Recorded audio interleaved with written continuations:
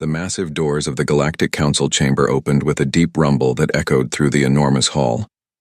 Ambassador Elena Vasquez walked forward on the polished floor, her black boots clicking against the strange metal that seemed to shift colors with each step. Above her, the ceiling stretched so high that clouds had formed near the top, and strange lights floated in patterns that hurt her human eyes to follow. Elena had seen pictures of this place, but being here felt different. The air smelled like copper and electricity, with hints of something sweet that made her nose wrinkle. She could hear the breathing, humming, and clicking sounds of hundreds of alien beings, each one representing a different world in the galaxy. As she walked to the center of the chamber, Elena looked around at the creatures watching her. Some looked almost familiar, like the tall blue beings with 4 arms who reminded her of pictures from Earth's science fiction movies. Others were so strange that her brain struggled to understand what she was seeing. There was a floating jellyfish-like creature that sparkled with its own light, a pile of rocks that somehow moved and breathed, and something that looked like a tree made of metal with glowing fruit hanging from its branches.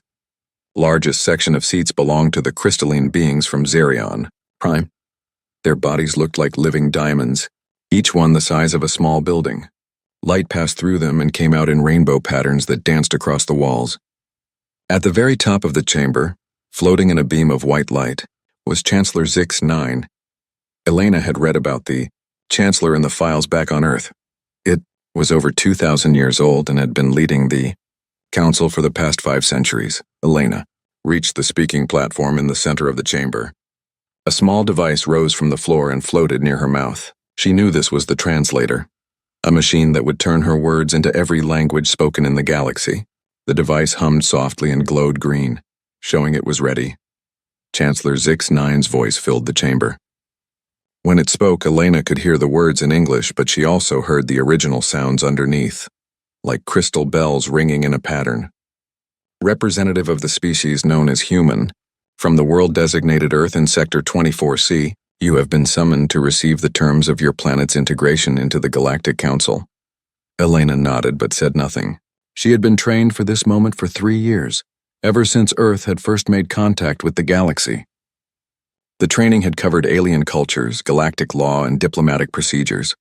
But most importantly, it had covered what would happen in this room today. The Chancellor continued speaking.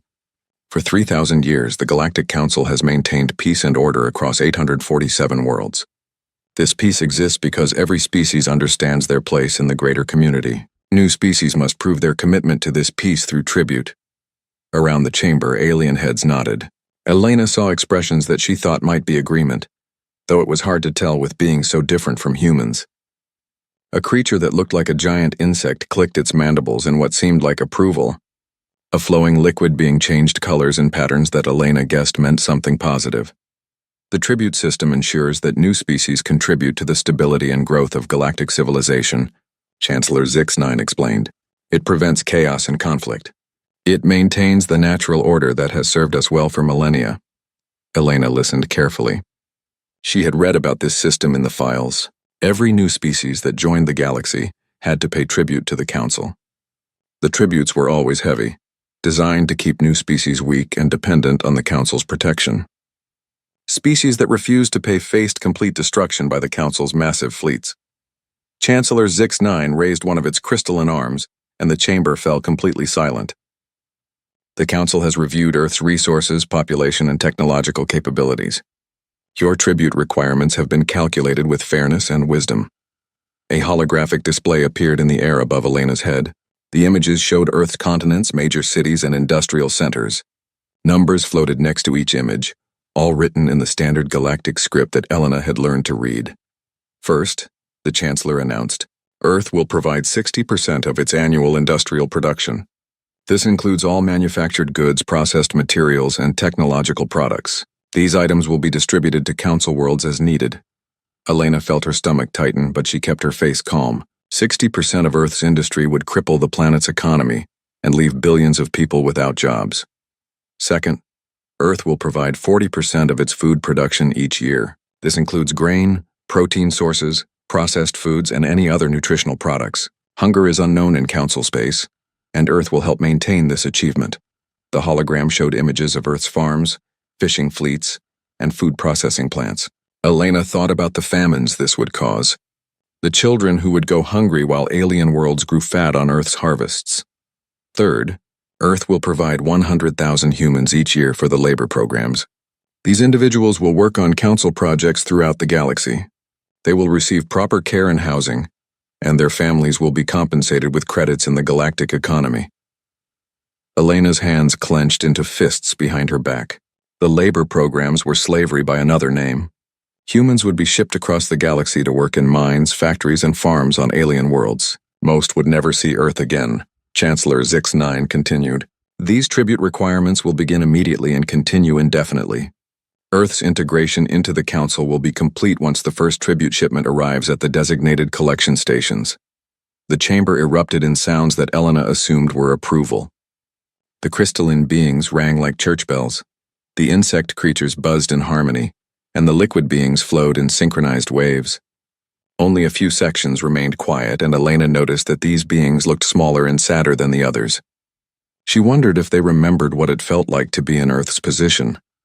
Representative of humanity, Chancellor Zix-9 said, "Do you understand the terms that have been presented? Do you require clarification on any aspect of Earth's tribute obligations?" Elena looked up at the floating crystal being. "I understand the terms perfectly, Chancellor." "Excellent. The Council recognizes that this is a significant moment for your species. Therefore, we grant you the standard deliberation period of 24 standard hours. You may contact your world's leadership and prepare your formal acceptance. During this time, you are welcome to use the Council's communication facilities." Elena bowed slightly. "Thank you, Chancellor. I request permission to retire to the communication chamber." Permission granted. The Council will reconvene tomorrow at the same time to receive Earth's formal acceptance and discuss the tribute delivery schedules. As Elena turned to leave, she heard the creatures around her making sounds that seemed pleased. She caught fragments of translated conversations as she walked toward the exit.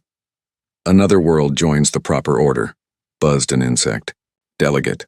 The humans seemed very small," gurgled a water-breathing alien. "They will not cause trouble like the Vaxians did." "Their industrial capacity is impressive for such a young species," chimed a crystalline being. "The tribute will benefit many worlds." Elena reached the chamber doors and stepped through them. The hallway beyond was quieter, with only a few alien creatures moving between rooms. She followed the signs to the communication center, her mind already focused on the call she needed to make. In 24 hours, she would return to this chamber. In 24 hours, the galaxy would learn something new about humanity. She smiled slightly as she walked, thinking about the word that would change everything. Elena sat alone in the communication chamber, staring at the quantum transmitter that would connect her to Earth. The room was smaller than the Great Council Hall, but still massive by human standards. The walls were covered with screens showing star maps, and the air hummed with the energy of advanced technology that humanity was only beginning to understand. She placed her hand on the transmitter's interface. The machine scanned her palm, confirmed her identity, and opened a secure channel to Earth. The quantum connection meant there would be no delay, despite the thousands of light years between the Council station and her homeworld. The screen flickered to life, showing the emergency session room in Geneva. Elena could see representatives from every major nation on Earth, along with military leaders, scientists, and diplomats. President Chen of the Global Federation sat at the head of the table, her face grave with concern. "Elena," President Chen said immediately, "we've been waiting for your call." "How bad is it?" Elena looked directly into the camera. "It's exactly what we expected, Madam President. 60% of industrial output, 40% of food production, and 100,000 people per year for their labor programs." The room erupted in angry voices. Elena could hear someone cursing in Russian, another person shouting in Arabic, and the British representative saying something very impolite about the Council's ancestry. President Chen raised her hand for silence. "Those terms would destroy our civilization," said General Morrison, Earth's top military officer. "We'd be reduced to a farming planet in 10 years. "Less than that," added Dr. Patel, Earth's chief economist. "The industrial losses alone would trigger a global depression. The food shortages would cause famines across Africa and Asia, and taking 100,000 people every year. That's kidnapping on a massive scale." Elena nodded. "The Chancellor called it integration into the galactic community, but we all know what it really is." President Chen leaned forward. Elena, you've seen them now. You've been in their chamber. What's your assessment? Can we negotiate? Can we find a middle ground?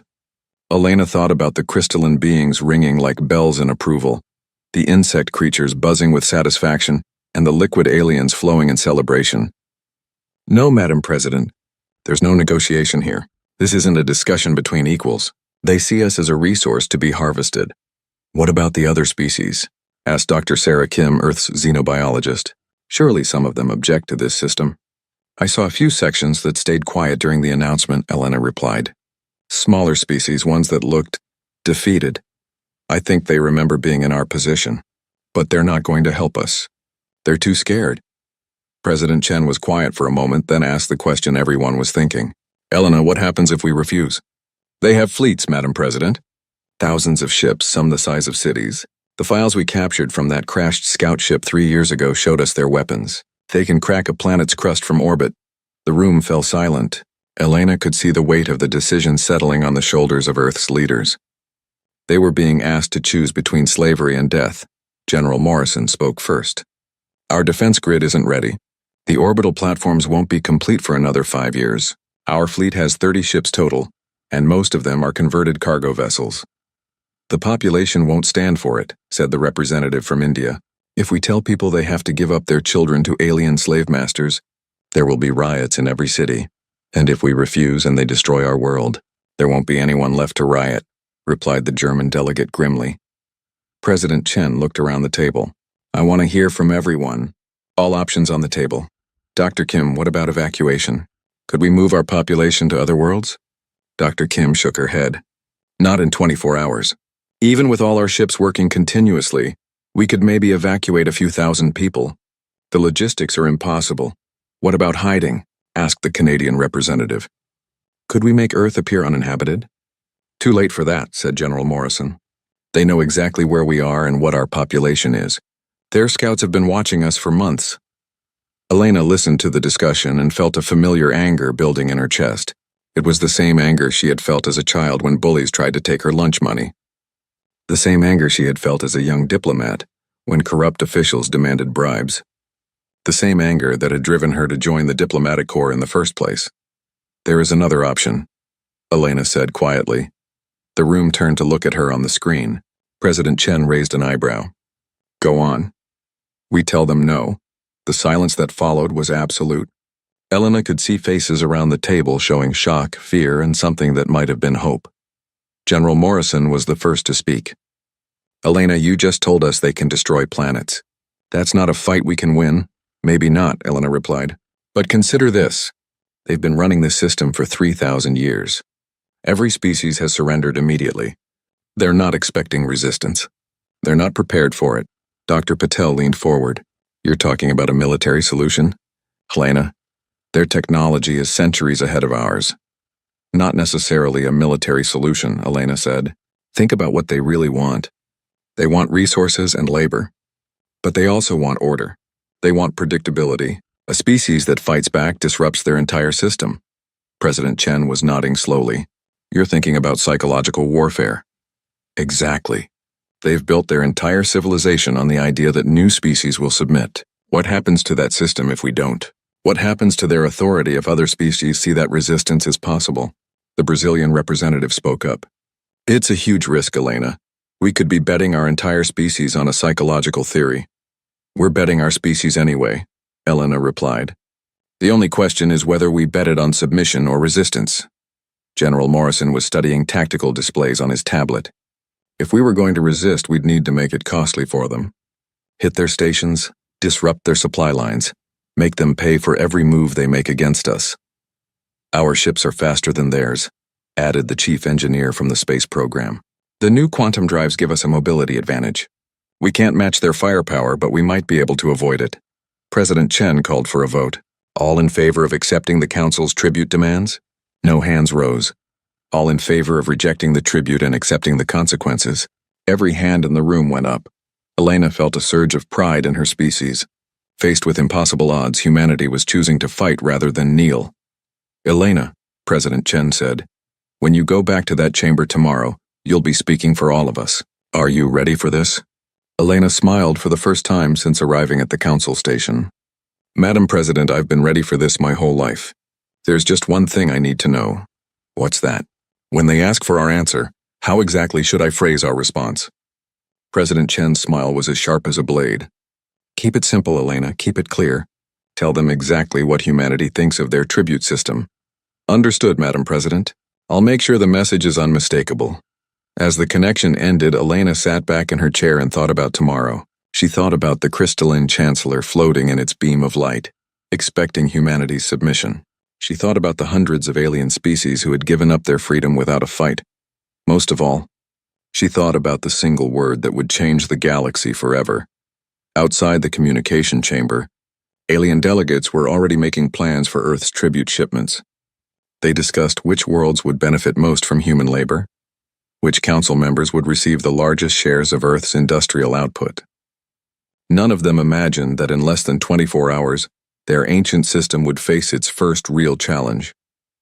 Elena smiled and began preparing for the most important speech in human history. Elena woke up early on the morning of the second day. She had slept better than expected, considering that today she would either save humanity or doom it. The guest quarters on the council station were comfortable enough, though the bed was designed for a creature much larger than a human. She had spent the night sleeping on what was probably meant to be a footstool. She dressed carefully in her formal diplomatic uniform, a simple black suit with the Earth Federation emblem on the shoulder.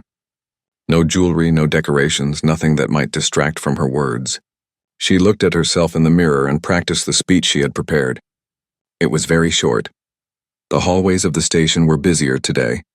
Word had spread that a new species would be formally joining the council, and delegates from across the galaxy had come to witness the ceremony. Elena walked past creatures she had never seen before, each one stranger than the last. A group of floating gas beings drifted by, their forms shifting like colored smoke. Something that looked like a walking tree nodded to her as she passed, its bark-like skin rustling with each step. Most of the aliens ignored her completely. To them, she was just another representative of a conquered species, about to formally surrender her world's freedom. Elena had read the historical records. This ceremony had been performed 847 times before. It always ended the same way.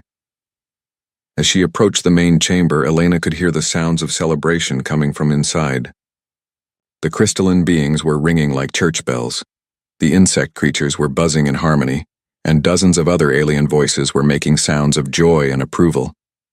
They were celebrating Earth's defeat before it had even been announced. The massive doors opened as Elena approached. She walked into the chamber and saw that it was even more crowded than yesterday.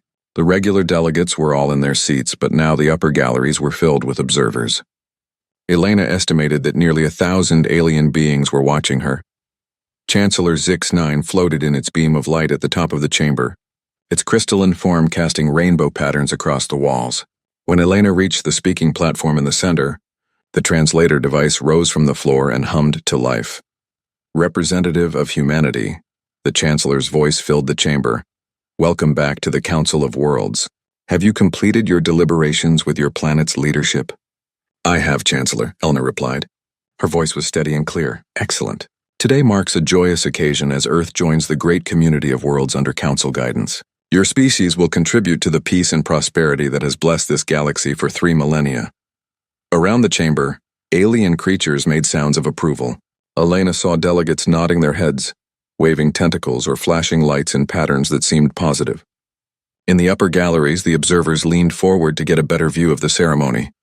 Chancellor Zix-9 raised one of its crystalline arms. Before we proceed with the formal integration ceremony, the Council requires your planet's official response to the tribute requirements. For the record, please state Earth's acceptance of the terms presented yesterday. The chamber fell silent. Even the background humming of machinery seemed to quiet down. Elena could feel the weight of 1,000 alien gazes upon her. In this moment, she represented not just Earth, but the hopes and dreams of 10 billion human beings. Elena looked up at the Chancellor, then slowly turned to face each section of the chamber. She wanted every delegate to see her face when she gave humanity's answer. Chancellor, she said clearly, I have Earth's official response to the Council's tribute demands. Proceed.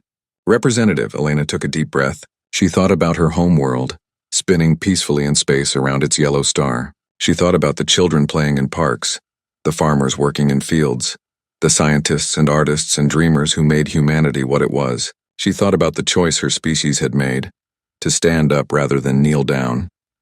No. The word hung in the air like a thunderclap. For a moment the chamber was absolutely silent. The translator hummed softly, confirming that the word had been correctly transmitted into every language in the galaxy. Then chaos erupted. The crystalline beings began ringing frantically, their chimes discordant and sharp. Insect creatures buzzed in agitation, their wings beating so fast they became invisible. Liquid aliens turned bright red and started flowing in rapid, angry patterns. In the galleries above, observers began shouting in dozens of languages. Chancellor Zix-9's form flickered rapidly, the light passing through its body shifting from calm blue to agitated orange to furious red. Representative of humanity. There appears to be an error in translation. Please repeat your planet's response. Elena looked directly at the Chancellor. There is no error, Chancellor. Earth's response to your tribute demands is no. We decline. The chamber exploded into even greater chaos. Some delegates were on their feet, waving appendages and shouting in alien languages. Others seemed frozen in shock as if they couldn't process what they were hearing. The mechanical beings in one section were emitting loud beeping sounds that hurt Elena's ears. Above the noise, Elena could hear fragments of translated conversations. This is impossible. No species has ever refused. They must not understand what this means. Call the fleets immediately. Chancellor Zix-9's voice boomed over the chaos, amplified to a volume that shook the chamber walls. Silence! The room gradually quieted, though Elena could still hear anxious muttering from the galleries above. Representative of humanity, the Chancellor said, its voice tight with barely controlled anger. Your species appears to misunderstand the nature of Council authority. The tribute requirements are not a request. They are not a negotiation. They are a decree from the legitimate government of this galaxy. Elena nodded calmly. I understand perfectly, Chancellor. And Earth's answer remains the same. No. A delegate from the insect section buzzed loudly. They cannot refuse. It violates 3,000 years of precedent. Perhaps they wish to negotiate the terms? Suggested a liquid alien. Many species attempt to bargain for reduced tributes. Elena turned to address the chamber directly. Earth is not interested in negotiating tribute terms. We are not interested in reduced payments or extended schedules. We reject the entire concept of tribute. Humanity will not be slaves to the Council or anyone else. The word slaves caused another eruption of angry sounds. Elena noticed that several sections of the chamber remained quiet, and she realized these were the representatives of species that were currently paying tribute.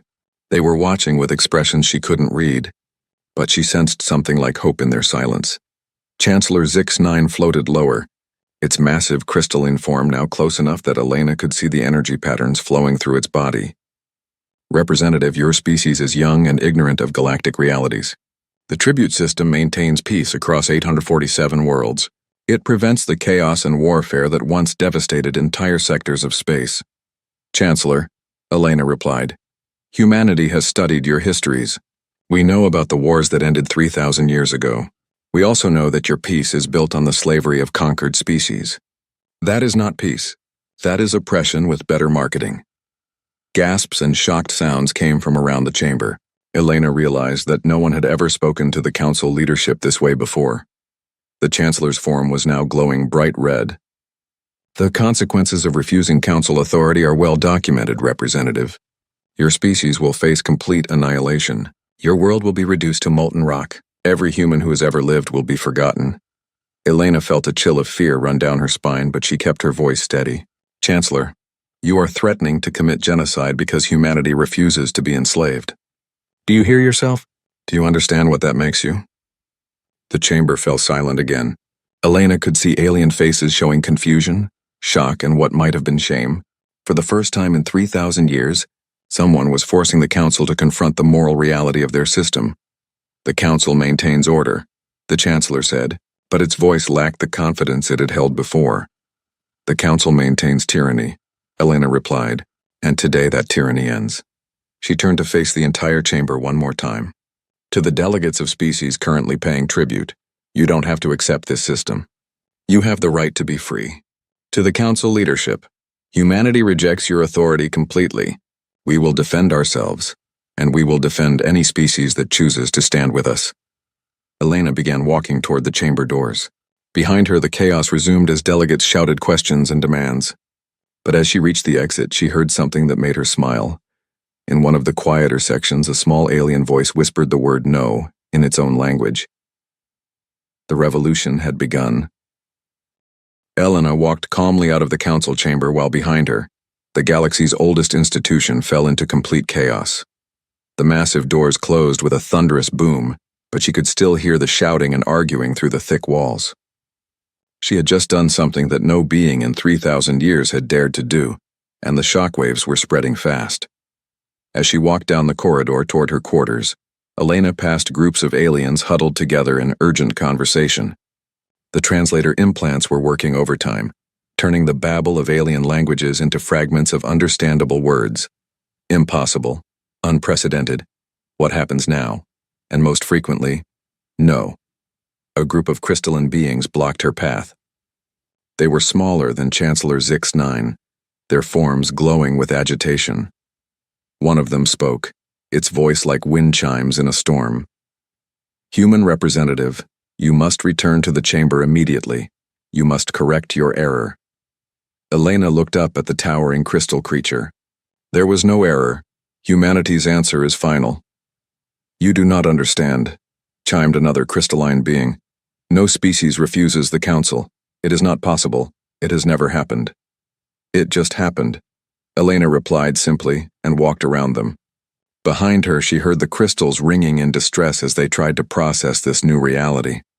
Their entire understanding of how the universe worked had just been shattered by a single word. Elena reached her quarters and activated the quantum communicator. Earth's leadership was waiting for her call, gathered in the same emergency session room in Geneva. The moment her face appeared on their screens, she could see the tension in their faces. "Elena," President Chen said immediately, "we've been monitoring the galactic communication networks. Every news service in the galaxy is reporting what just happened. How are you doing?"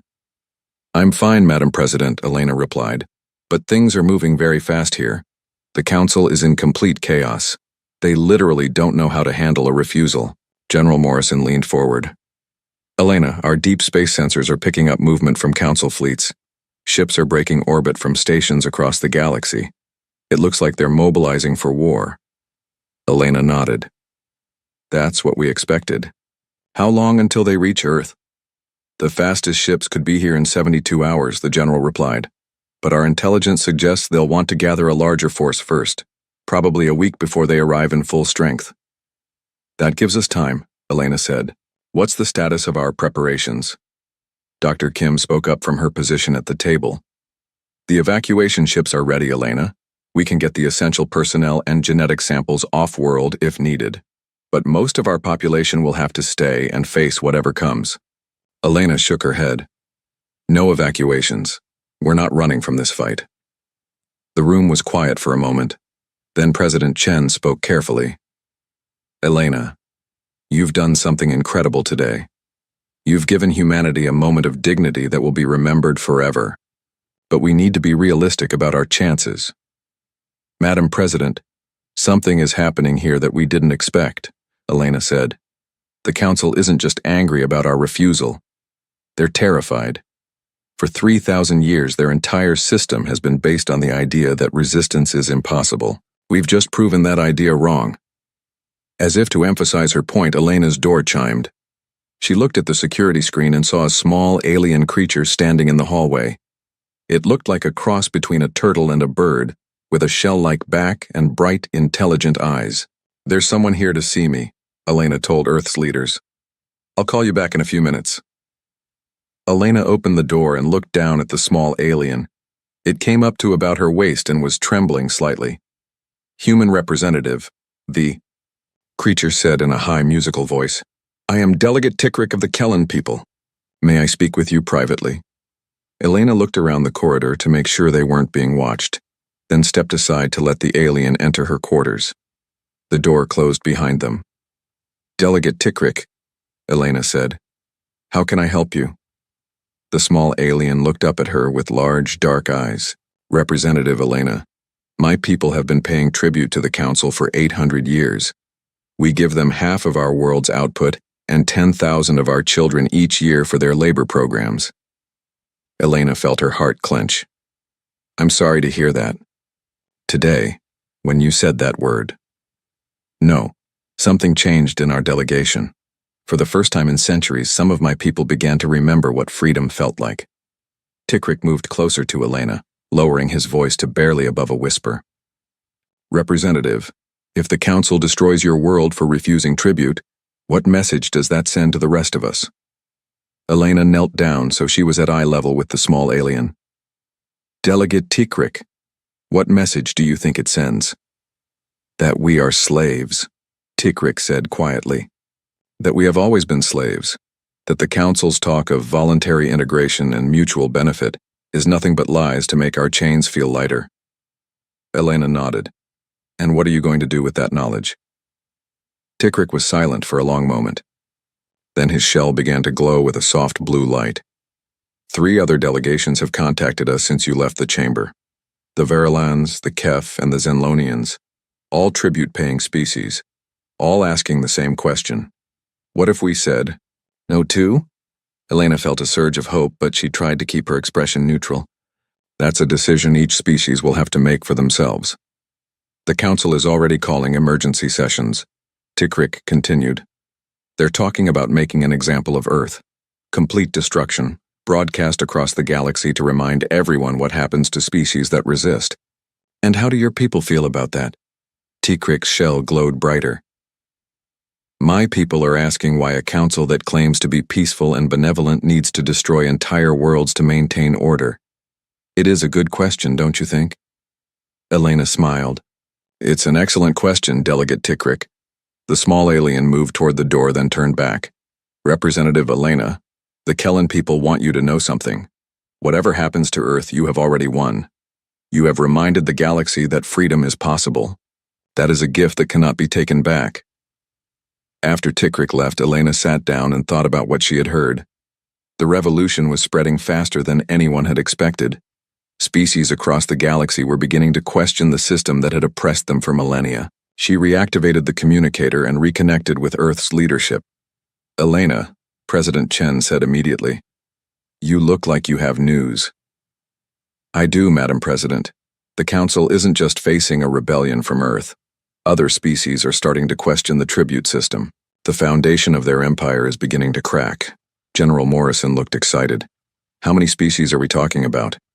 I don't know yet, but it's growing. The Council is panicking. They're planning to destroy Earth as an example to keep the other species in line. That's what we expected, President Chen said grimly. But here's what they don't understand, Elena continued. If they commit genocide to maintain their tribute system, they'll be proving to every species in the galaxy that the Council is nothing but a criminal organization. They'll be destroying their own moral authority. Dr. Kim leaned forward. Elena, that's a very optimistic view, but it won't help us if we're all dead. Elena smiled. Dr. Kim, I don't think we're going to die. I think the Council is about to discover that the galaxy has changed. The age of tribute is ending, and there's nothing they can do to stop it. Outside her window, Elena could see Council ships moving in formation, their lights blinking in military patterns. But for the first time since arriving at the station, she wasn't afraid. The word no was spreading across the galaxy like wildfire, and nothing would ever be the same again. In chambers and meeting rooms throughout the station, alien delegations were holding urgent discussions. The same conversation was happening. On hundreds of worlds, what if we don't have to live like this anymore? What if we can be free? Elena had struck a match and the galaxy was starting to burn. 3 months after Elena spoke that single word in the council chamber, the galaxy was unrecognizable. She stood on the observation deck of the human ship Freedom's Dawn, watching as the ancient council station slowly crumbled. Not from weapons or explosions, but from something more powerful: abandonment. The massive structure that had once housed thousands of alien delegates now held only a few hundred. Ships departed daily, carrying species home to worlds that no longer sent tribute to distant masters. The age of the Galactic Council was ending not with violence, but with a quiet exodus that spoke louder than any battle. Elena's communicator buzzed with an incoming message from Earth. President Chen's face appeared on the small screen, smiling broadly despite the exhaustion in her eyes. Elena, the latest reports from the outer colonies are in. 17 more species have formally withdrawn from the Council this week. That brings the total to 43. Elena nodded, still amazed by how quickly things had changed. What's the status of the Council fleets, Madam President? That's the remarkable thing, President Chen replied. They never attacked. 3 months ago, we were preparing for the end of the world. Now it looks like we never had to fight at all. Elena thought back to those tense weeks after her declaration. The Council had assembled massive fleets, ships capable of turning planets into dust. Everyone expected them to make Earth an example that would terrify the galaxy back into submission. Instead, something unprecedented had happened. Species after species began to openly question the tribute system. The Kellen had been first, followed quickly by the Varlans, the Kef, and dozens of others. Each defection made the next one easier, until entire sectors were declaring their independence from Council authority. Dr. Kim has an interesting theory about why the fleets never moved. President Chen continued. She thinks the Council leadership realized that destroying Earth would only prove our point about their true nature. Elena smiled. Dr. Kim is right, as usual. Chancellor Zix9 and the others spent 3,000 years convincing the galaxy that they were benevolent protectors. Committing genocide to maintain their tribute system would have shattered that illusion completely. Through the observation window, Elena could see human ships moving in formation with vessels from dozens of other species. The new alliance had grown organically, species reaching out to each other without the Council's interference for the first time in millennia. Elena's thoughts were interrupted by the arrival of her friend and colleague, Delegate Tikrik. The small turtle-like alien had become one of the most effective voices for galactic freedom, using his people's experience under Council rule to rally other oppressed species. Elena, Tikrik said in his musical voice, the morning briefings are ready. Would you like to review them? Elena turned away from the window and followed Tikrik to the conference room.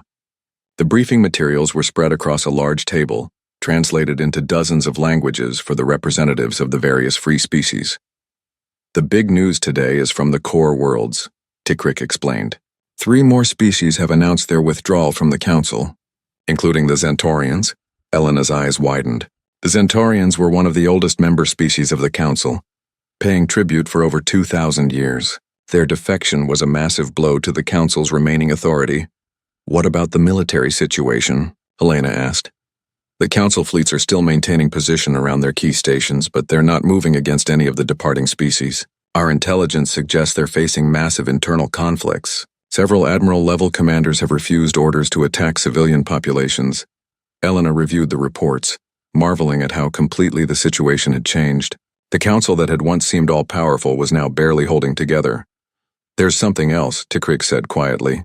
Chancellor Zix9 has requested a meeting with you. Elena looked up sharply. The Chancellor wants to meet with me, why? The message was very formal, but the basic request is for negotiations. They want to discuss new frameworks for galactic cooperation. Elena laughed, a sound with no humor in it. 3 months ago, they were threatening to turn Earth into molten rock. Now they want to negotiate. The irony is not lost on any of us, Tikrik agreed. But the question is, should you meet with them? Elena considered the question carefully. The Council was weakened but not destroyed. They still controlled significant military forces and maintained authority over hundreds of worlds. A negotiated end to the crisis might save lives on both sides. Set up the meeting, Elena decided, but make it clear that we're not negotiating Earth's surrender. We're discussing the terms of the Council's transition to a new role in galactic affairs. 2 days later, Elena found herself back in the familiar Council chamber. But everything had changed. The vast space that had once been filled with nearly 1,000 delegates now held fewer than 200. Empty sections stretched throughout the hall like missing teeth, representing the species that had chosen freedom over submission. Chancellor Zix9 floated in its beam of light, but the rainbow patterns that had once danced through its crystalline form were dimmer now. The being that had once commanded the loyalty of nearly 1,000 worlds now looked tired and old. Representative Elena, the Chancellor said, as she approached the speaking platform, thank you for agreeing to this meeting. Elena noted the change in tone. 3 months ago, the Chancellor had spoken with absolute authority. Now its voice carried a note of uncertainty that she had never heard before. Chancellor, Elena replied formally, I'm here to listen to your proposal. The Council recognizes that the galactic political situation has evolved since our last meeting. Many species have chosen to pursue independent development outside the traditional framework. We believe it is time to discuss new arrangements that better serve the needs of all worlds. Elena almost smiled at the diplomatic language. The Chancellor was trying to describe the collapse of its empire without admitting that it had collapsed. What kind of arrangements are you proposing, Chancellor? A voluntary association of worlds, the Chancellor said. Species would be free to choose their level of participation. Tribute requirements would be adjusted to reflect modern realities. Elena looked around the nearly empty chamber. In the remaining sections, she could see delegates watching nervously. They were the representatives of species still under council control, still paying tribute, still sending their children to labor on distant worlds. Chancellor, Elena said clearly, let me save us both some time. The tribute system is over. It ended the moment humanity said no to your demands. The only question now is whether the transition to freedom happens peacefully, or whether the Council tries to fight a war it cannot win. The Chancellor's form flickered with agitation. Representative, you speak of matters you do not fully understand. The tribute system maintains stability across. The tribute system, Elena interrupted, is slavery with better marketing. We've had this conversation before, Chancellor. The galaxy has moved beyond your arguments. Elena turned to address the remaining delegates directly. To the species still paying tribute, you have seen that resistance is possible. You have seen that the Council's threats are empty. You can choose freedom whenever you're ready. Murmurs spread through the chamber as Elena's words were translated. She could see delegates looking at each other with expressions that might have been hope. Chancellor Zix-9 floated lower, its massive form casting shadows across the speaking platform. Representative Elena, if the Council system ends, what will replace it? How will disputes between worlds be resolved? How will trade be regulated? How will peace be maintained? Elena looked up at the ancient being and felt a moment of sympathy. For 3,000 years, the Council had convinced itself that its oppression was necessary for galactic stability. They genuinely believed that without their control, the galaxy would collapse into chaos. Chancellor, Elena said gently, the same way disputes were resolved before the Council existed, through negotiation, trade agreements, mutual defense pacts, and voluntary cooperation, free beings working together because they choose to, not because they're forced to. The chamber fell silent. For a long moment, Chancellor Zix-9 simply floated in its beam of light, its crystalline form reflecting patterns of light that looked almost like sadness. Finally, the Chancellor spoke. If the Council agrees to end the tribute system completely, would the free worlds be willing to establish some form of cooperative organization? A voluntary association for trade and mutual defense? Elena smiled for the first time since entering the chamber. Chancellor, that's exactly what we've been building for the past 3 months. You're welcome to join us, as equals. 6 months later, Elena stood in the same observation lounge where she had watched the Council's collapse. But now she was looking at something new, the first meeting of the Galactic Free Alliance. Representatives from over 300 worlds had gathered to discuss trade, defense, and cooperation. The old Council station had been converted into a neutral meeting place where any species could send delegates. No tributes, no forced labor, no demands for submission. Just free beings working together to build a better galaxy. Elena's communicator buzzed with a message from Earth.